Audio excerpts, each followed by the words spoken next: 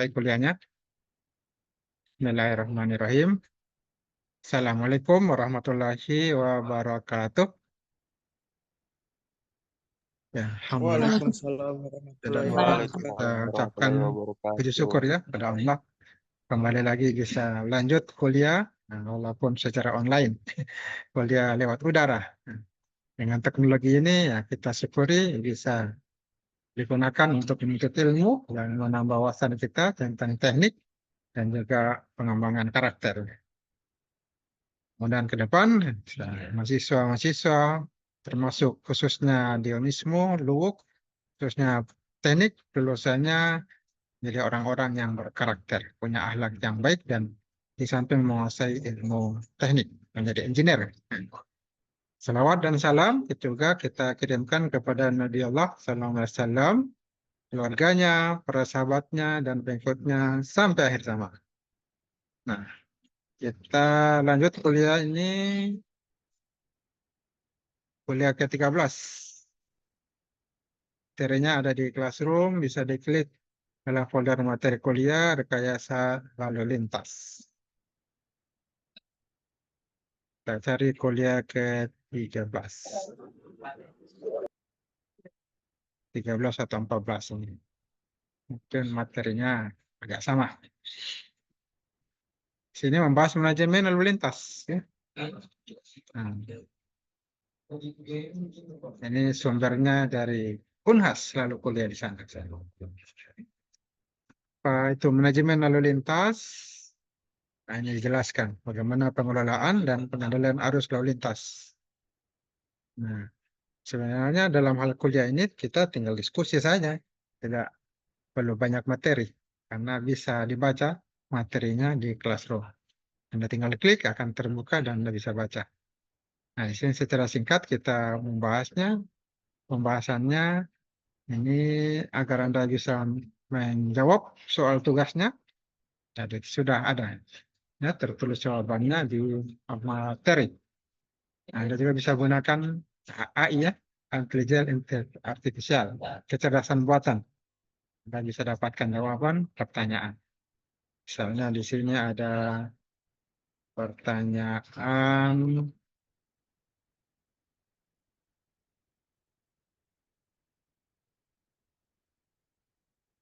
nah, ada beberapa pertanyaan dalam soal. Oh, ini berkaitan dengan kecelakaan. Nah, kita buka materi tentang kecelakaan ini. Coba materi tentang kecelakaan. Ini materi manajemen. 14 kan ya. Tadi itu 14 tertulis. Coba kita klik kuliah 14. Nah, ya, ini berkaitan dengan kecelakaan. Lawannya kecelakaan itu adalah keselamatan. Nah, jadi ini secara umum dibahas, kemudian membahas materi. Bagaimana kondisi dunia di negara-negara maju, lebih lagi negara seperti Indonesia, negara berkembang. Kecelakaan ini satu masalah. Dan lalu lintas ini masalah.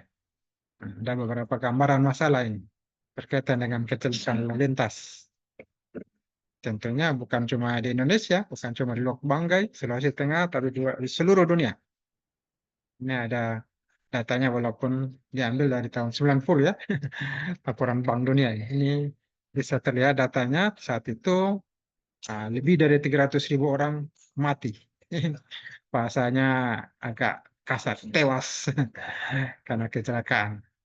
Termasuk di negeri kita, Indonesia dan Jepang, nah ini masing-masing 10.000.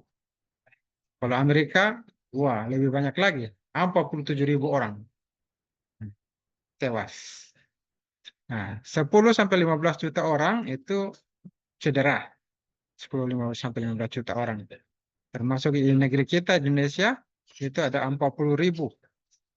Nah, kalau Jepang lebih banyak lagi, 750.000. Luar biasa kondisi dunia tentang data-data kecelakaan. Nah, lebih dari 10% tempat tidur di rumah sakit itu ditempati oleh korban kecelakaan lalu lintas. Dan termasuk dalam golongan 10 macam penyebab kematian yang terbesar. Nah, di samping beberapa penyakit lainnya, kecelakaan itu masuk kategori 10 ya, ranking terbesar ya penyebab orang mati celaka. Nah, kalau sudah kecelakaan, ya gimana? Apalagi kecelakaan pesawat, ya pasti mati. Kecepatan tinggi dan besi terbentur ya mati semua. Namun kecelakaan yang paling ringan itu pesawat justru. Karena jarangnya terdengar kecelakaan. Satu-satu kali. Kalau kendaraan bermotor di laut, banyak. Bisa kita lihat paling banyak di darat kecelakaan. Korban kecelakaan lalu lintas. Nah, di sini saya sebut dengan pemahaman bahwa unsur terpenting dalam lalu lintas itu adalah korban manusia tentunya. Nah, maka klasifikasi kecelakaan, nah ini didasarkan tingkat parahnya korban. Jadi kecelakaan lalu lintas terbagi 4 macam, dikelas-kelaskan menjadi 4. Klasifikasi berat, nah ini fatal accident ini. Nah, jika terdapat korban mati, nah ini meskipun hanya 1 orang dalam kejadian tersebut kecelakaan atau tanpa korban luka berat atau ringan. Nah, ini fatal accident, mati ya. Kedua, klasifikasinya sedang. Nah, kalau terdapat korban yang mati dan luka-luka berat. Nah, kalau berikutnya untuk klasifikasi ringan ini jika terjadi korban mati dan luka-luka berat dan hanya dijumpai korban yang luka-luka ringan saja. Artinya tidak terdapat ini ya. Yang ringan ini terdapat korban mati dan luka berat, hanya ringan saja. Kalau klasifikasi berat, korban yang mati hanya 1 orang. Ya, masih sedang tidak ada korban mati, tidak ada mati kalau sedangnya. Ya, saya ulangi lagi, yang berat itu mati. Kalau sedang tidak ada yang mati, cuma luka berat. Kalau ringan itu tidak ada yang mati juga, tidak ada luka berat, hanya luka-luka ringan. Dan klasifikasi lain.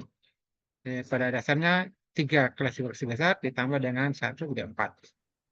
Mana ada kerugian material. Ya. Jika tidak ada manusia korban, tidak ada yang mati, tidak ada yang luka-luka, tapi ada kerugian material, ya. Ada kerusakan kendaraan, jalan, jembatan, ini kan masuk juga. Fasilitas lainnya ini tentunya masuk klasifikasi dari kecelakaan. Tiga sebenarnya dari 4 ini, ada 3. Berat, klasifikasi berat, sedang, dan ringan. Untuk penyebab kecelakaan, nah, apa penyebab kecelakaan? Nah, itu bisa diklasifikasi, nah, maka diidentikan dengan beberapa unsur sistem transportasi. Ada pemakai jalannya, ini sebagai penyebab. Pengemudinya ngantuk atau bagaimana, minum alkohol, pejalan kaki, ada pengaruh juga kendaraan, dan jebol remnya sebagaimana. Kemudian pengaruh juga jalan, apalagi licin, hujan, kondisi lingkungan. Nah, ini bisa menyebabkan kecelakaan. Apalagi gabungan dari beberapa faktor tersebut. Kemudian data kecelakaan lalu lintas perlu dianalisis ya. Bagaimana kita mendata kecelakaan lalu lintas? Nah, tentunya dikumpulkan datanya. Nah, formulir dibuat, nah, laporan kecelakaan, nah itu dilengkapi dengan penjelasan saksi mata. Nah, jadi perlu dianalisa setiap kendaraan, pejalan kaki, nah ini terlibat. Setelah pasca kejadian, nah ini harus diambil informasinya, infonya. Apa saja itu? Nah, data kecelakaan bisa kita ambil untuk bisa diteliti, nah, bisa jadikan tugas akhir ini. Profil tugas akhir atau tugas akhir, nah itu posisi kendaraan atau pejalan kaki di jalan. Bagaimana? Posisi kendaraan atau pejalan kaki. Kedua, arah pergerakannya. Ini perlu diambil datanya. Kecepatan kendaraan. Begitu juga jurusan perjalanan. Berikutnya percepatan atau perlambatan. Jadi berbeda ini kecepatan ada. Percepatan itu laju, tambah laju, perlambatan bertambah lambat. Begitu juga urut-urutan kejadian. Urut diatur, dibuat sistemnya, terstruktur. Berikutnya, kecelakaan yang diteliti apa saja aspek-aspeknya. Ini perlu mengunjungi lokasi kecelakaan untuk melakukan penelitian lebih mendalam. Diteliti bagaimana geometrik jalannya di sekitar kejadian kecelakaan, data geometrik, kemudian evaluasi kerusakan kendaraan, evaluasi juga luka-luka, siapa yang luka, karena tabrakan, kemungkinan luka, ini dievaluasi. Kemudian diukur bekas slip, ya, bekas slip, kerusakan pada perkerasan jalan diukur. Ini aspek-aspek yang diteliti dalam penelitian kecelakaan atau keselamatan. Perlengkapannya ya, ada beberapa yang perlu dilakukan, disiapkan, ada pakaian pelindung, nah, petugas mengatur kelancaran lalu lintas, nah, ada formulir penelitian, ya. Kemudian untuk peralatan penelitian bisa pita pengukur, kapur, di bawah, stopwatch, nah, juga kamera ya, untuk foto, bisa video, bisa foto. Ini tahapan dalam pengolahan dan pemanfaatan data kecelakaannya. Beberapa tahapan, ada pengumpulan dan penyimpanan data setelah dikumpul, nah, disimpan, kemudian penarikan data kecelakaan dari penggalang data, diambil data yang perlu, data sudah ada, disusunlah daftar masalah secara statistik dan numerik. Hitungannya, kemudian diverifikasi datanya. Nah, dicek dengan data jasara harga misalnya, data dari instansi. Jadi validasi adanya saksi. Setelah itu data-data tersebut nah, bisa dianalisis secara rinci. Ya. Ada sampling lokasi, kita bisa melihat apa saja masalah yang terjadi setelah penyebab kecelakaan, ya, yang penyebab kecelakaan. Ini bisa diamati langsung di lokasi. Bisa juga penelitian konflik rinci. Jadi perlu dilihat data-data di lapangan. Ini data primer. Perlu ambil data primer. Kalau data sekunder bisa diambil di kantor-kantor, data primer itu di lapangan. Observasi langsung, lihat di lapangan. Kemudian kita identifikasi masalah. Apa masalah yang muncul di lapangan yang perlu diteliti, dicarikan solusi. Dari identifikasi masalahnya, kemudian diidentifikasi lagi upaya untuk mungkin diterapkan sebagai solusi. Didapatkan masalah, apa saja solusinya. Lalu kemudian pemilihan upaya. Apa saja upaya yang sudah didapatkan, nah itu bisa diurutkan. Ya. Diurutkan, urutan pertama sampai terakhir sebagai upaya untuk peningkatan keselamatan. Jadi kecelakaan lawannya keselamatan ya. Kalau tidak celaka selamat, kalau tidak selamat ya celaka. Dan cuma lalu lintas di dunia dan akhirat juga ada celaka dan selamat. Dan celaka masuk neraka, yang selamat masuk surga. Jadi ini sangat bertentangan. Nah, berikutnya ada analisis mikrokomputer ini, aksiden, analisis pecah. Analisis kecelakaan mikrokomputer ini merupakan paket komputer yang dirancang untuk melakukan analisis kecelakaan yang mudah digunakan. Ini dikembangkan oleh Transport and Road Research Laboratory. Digunakan di negara sedang berkembang seperti Indonesia. Untuk itu perlu dilakukan perkiraan manuver kendaraan saat kecelakaan.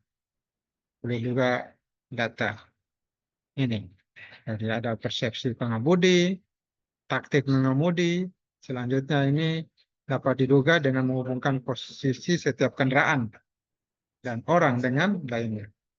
Jadi ciri prasarana, seperti lingkungan, bagaimana tanjakannya, garis pandang, alat-alat pengatur lalu lintas. Nah ini perlu juga dilihat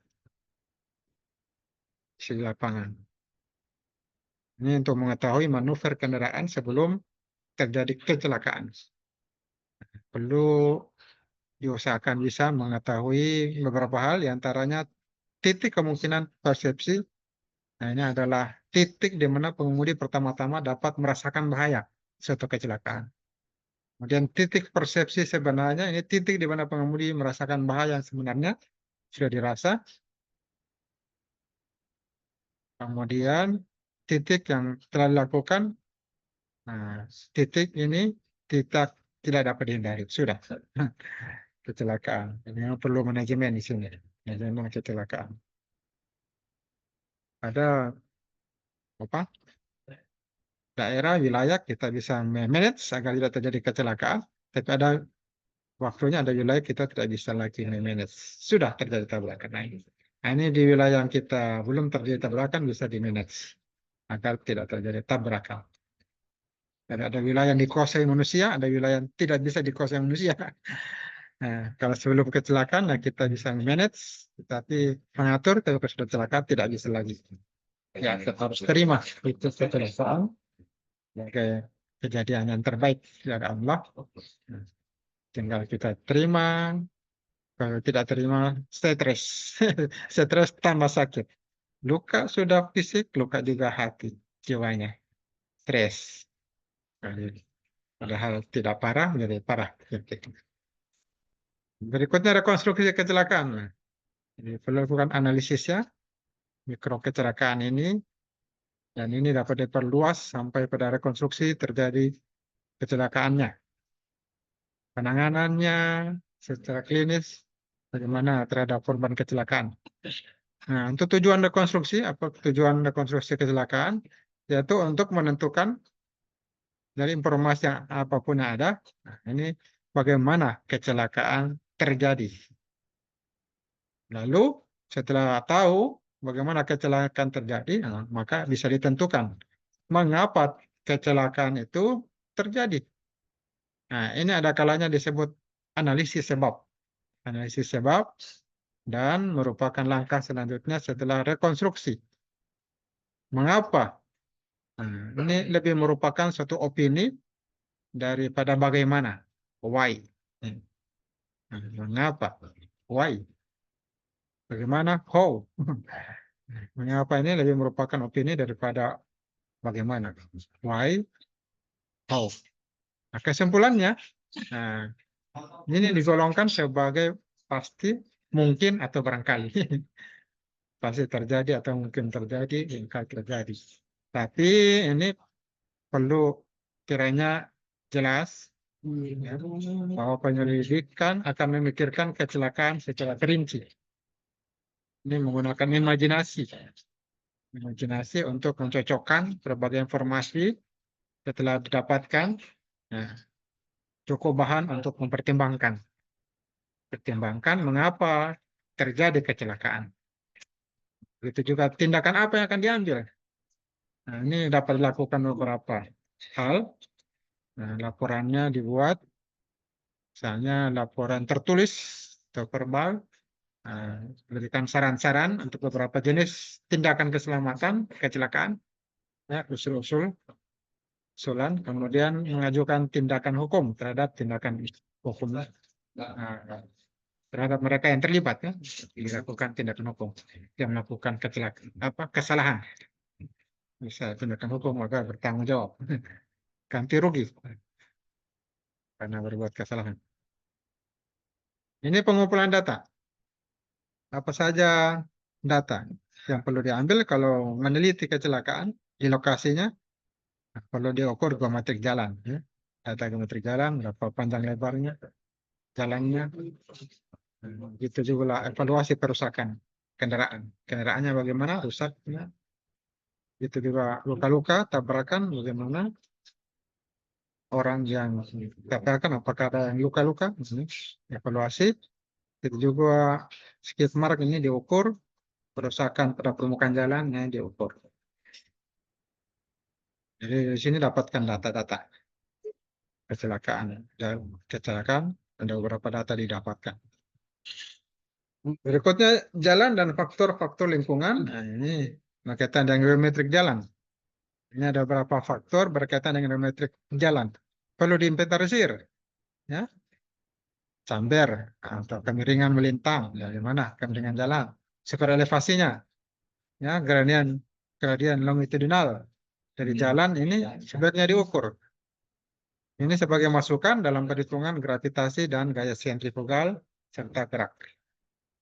Di metrik jalan yang pertama, faktor-faktor itu perlu diperhatikan. Itu juga kerusakan. Nah, jalan yang rusak ini diklasifikasikan. Ini tanda yang terjadi sebagai akibat gesekan pada jalan oleh kendaraan waktu kecelakaan terjadi. Tentunya selain gesekan dari ban, ya, bekas ban. Ini diklasifikasikan ada cukilan, ya. Ini terjadi berusaha tabrakan biasanya karena bagian dari kendaraan terjatuh atau dipaksa masuk dalam perkerasan jalan. Cukilan, kemudian ada pergeseran dan goresan terjadi setelah tabrakan. Karena bagian dari kendaraan tetap berjalan tetapi menyentuh tanah. Nah, ini saya pernah kecelakaan nih bulan Ramadan lalu. Kecelakaan luar biasa. Terjadi goresan. Ada goresan panjang dan tipis. Nah, jadi ini kerusakannya akibat kecelakaan. Bukan dari ban tapi kendaraan. Ada cukilan, ada pergeresan, dan goresannya bisa panjang dan tipis. Ya. Bisa pergeserannya pendek, datar, dan lebar karena daerah luas di mana kendaraan dan tanah berhubungan. Nah, ini materinya silakan dibaca-baca. Saya melihat faktor lingkungan ini. Bekas ban juga ini silakan dibaca. Ada 3 jenis bekas ban. Berikutnya faktor kendaraan. Silakan dibaca. Masih kerusakan. Ya, Anda tertarik dalam penelitian kecelakaan lalu lintas, Anda bisa baca-baca ini sebagai bahan dalam meneliti. Ada faktor manusia. Manusia ini bisa saja lupa, salah. Dan bisa juga sengaja. Kalau habis minum masih mengantuk, bawa kendaraan. Terjadi kecelakaan. Nah, perlu juga dilakukan analisis kecepatan. Dalam penelitian kecelakaan ini perlu dianalisis kecepatan dan gaya dalam kecelakaan. Dan mekanika kecelakaan ini membahas jarak, kecepatan, percepatan, rumusnya C, ada gaya momentum impulse, ya, Newton, ini berlaku di dunia. Pembahasan gelincir, ada rumusnya S, U kuadrat per 2YG. Dan benturan kendaraan juga ada rumusnya P, V1 kali P11 kurang 2 per kali V21 dibagi 1/2. Berikutnya gaya benturan pada manusia, ya. Toleransi manusia terhadap benturan. Ada ambang utamanya yang dipertimbangkan, ada faktor-faktor yang pengarahan luka. Nah, luka-luka itu ada kerusakan tulang, daging, bagian dalam badan. Berikutnya aspek keselamatan prasarana. Terkait peneliti kecelakaan, keselamatan perlu juga diambil data keselamatan prasarana. Ya. Nah, silakan dibaca-baca, materinya sudah ada dan keselamatan. Kecepatan rencana, cara pandang, salah satu faktor utama kecelakaan jalan itu adalah kurang sempurna rancangan geometrik jalan. Ya. Karena koefisien gesek jalan kurang memadai, penggunaan persimpangan, alat memakai jalan, ataupun aspek-aspek lain yang berkaitan dengan kondisi permukaan jalan. Penyelesaian arah lalu lintas, super elevasi di tikungan. Pemakai jalan juga berperan erat ini berkaitan dengan kecelakaan lalu lintas. Nah, sebagian besar dari kecelakaan karena kurang cermat pengemudi atau pejalan kaki dalam mengambil tindakan, ya, reaksi. Ya, pemakai jalan juga berpengaruh. Jadi ini materi kita bahas pada kuliah hari ini berkaitan dengan kecelakaan atau keselamatan. lalu lintas. Untuk pendidikan karakter, Anda bisa klik di materi karakter untuk melihat apa yang Anda bisa, apa kita semua bisa amalkan karakter Nabi Muhammad SAW. Anda bisa baca di bagian bawah ini. Kisahnya bisa Anda baca ya, dari awal ke kesimpulannya, apa yang bisa kita amalkan dari kisah Nabi Sallallahu Alaihi Wasallam ini, bagian akhirnya.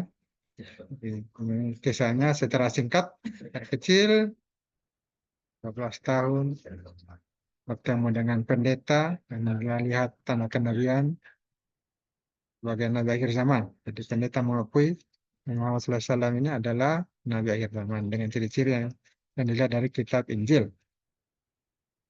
Beliau orang yang mandiri, rajin bekerja, beliau mengembala kambing, orang yang jujur, dikenal Al-Amin. Beliau tidak pernah berbohong, selalu jujur menepati janji.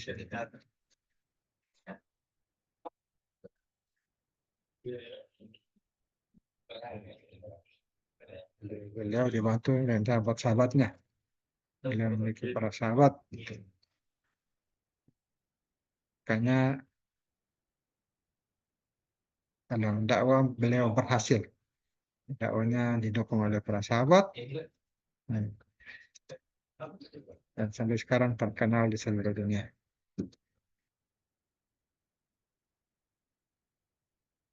Nah, apa pesan dari kisah Nabi SAW? Itu diantaranya pertama, mahasiswa memahami arti nama masing-masing ya. Baiknya memahami arti nama masing-masing. Dan mahasiswa meniru akhlak Rasulullah SAW. Apa itu akhlaknya? Sidik, jujur, tidak suka berbohong.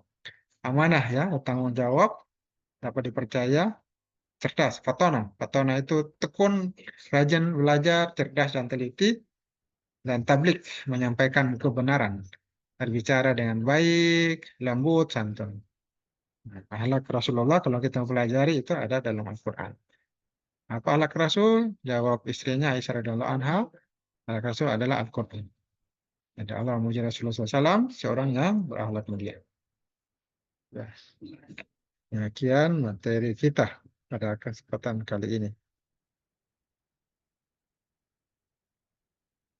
Ada yang bertanya? Kalau bertanya lewat chatting, soalnya terganggu ini, soundnya terganggu.